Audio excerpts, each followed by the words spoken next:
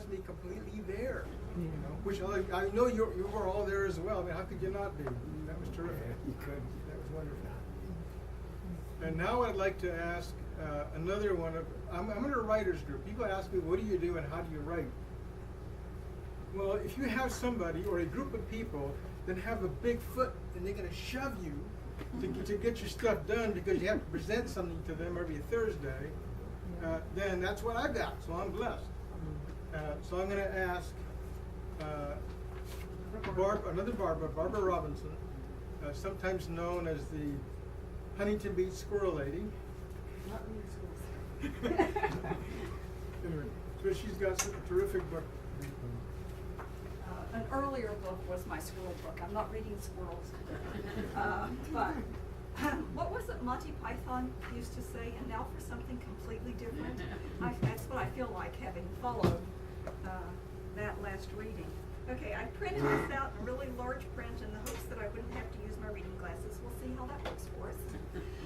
This is a book I wrote 2 or 3 books ago. It is a telling of 700 years of history from 1316 to the year 2016. From the Hopi believe that they are the descendants of the original Pueblo Indians who lived in the cliff dwellings in northern Arizona. And I'm going to read from you an early part of the book in the year 1316. Later in the book, I switched to actual Hopi names, but early in the book, they were the Pueblo Indians living in the cliff dwellings, and so I'm using generic Pueblo Indian names, and I will tell you what they mean as we go. Okay, let's see how this works. Amitala, Rainbow, made her way all alone across the sandy path toward her daughter's home. She was barefoot and wore a sleeveless shift made of supple deerskin, held in place by a sash from which hung a smallish leather drawstring pouch. Her long gray hair was pulled back and loosely tied with a bit of braided leather. As she walked, her gaze traveled from the red dust between her feet, past the green leaves of the aspen and willow trees, to the clear blue sky above. Not a cloud anywhere above her, the only shade provided by the trees, gently shifting in the morning breeze. Amitala climbed the well-worn sloping path, through switchback after switchback through switchback, up the face of the red rock cliff wall. The system of ladders used to get to Chenoa, her daughter's name was Chenoa, meaning dove. Chenoa's room was simply beyond her capabilities at her age. When she finally got there, breathless, she found her beloved daughter slumped by the window opening. She's enormous, Amitala thought. If this baby doesn't come soon, it might as well burst out of her. Chenoa slowly turned her gaze to her. Hi, Gaho, mother. Hi, Gaho. I'm still here, still waiting. I don't remember any of my earlier children taking this long. She sighed deeply and patted the bare floor beside her, inviting her mother to join her there, where they could share the slight breeze drifting in. I know, little one, Amitala said, but once the pain is past, it'll be forgotten soon enough.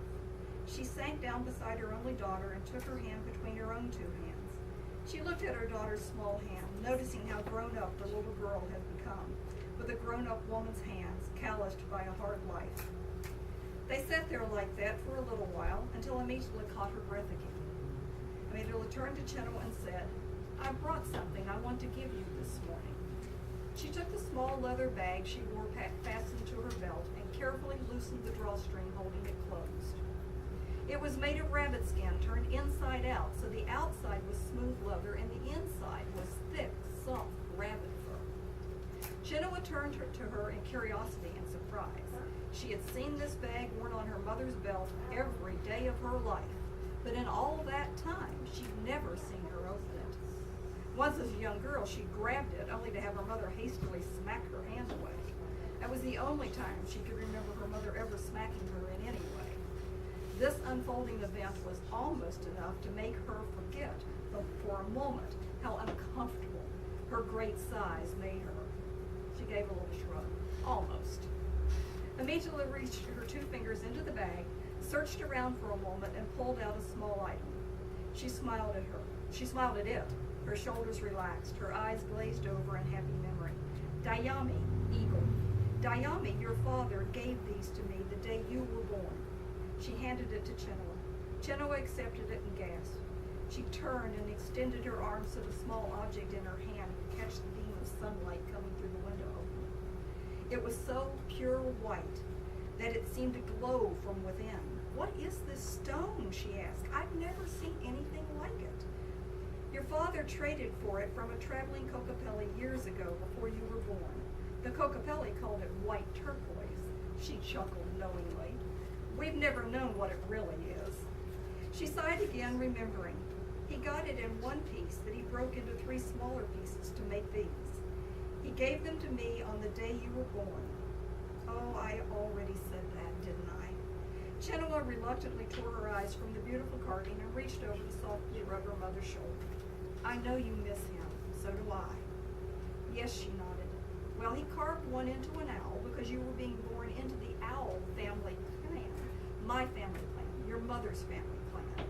She reached back into the bag and pulled out a second small carving, if possible, even more beautiful than the first. "He carved the second one into an eagle because you were born for the eagle family clan, his clan." She passed it carefully into Chenoa's hands. "Oh," Chenoa sighed, "it takes my breath away." She turned them both this way and that, capturing the light on the intricate carved designs, revealing the 2 tiny blue spots of true turquoise that had been added as eyes on each bird. In his hands, stones became magic.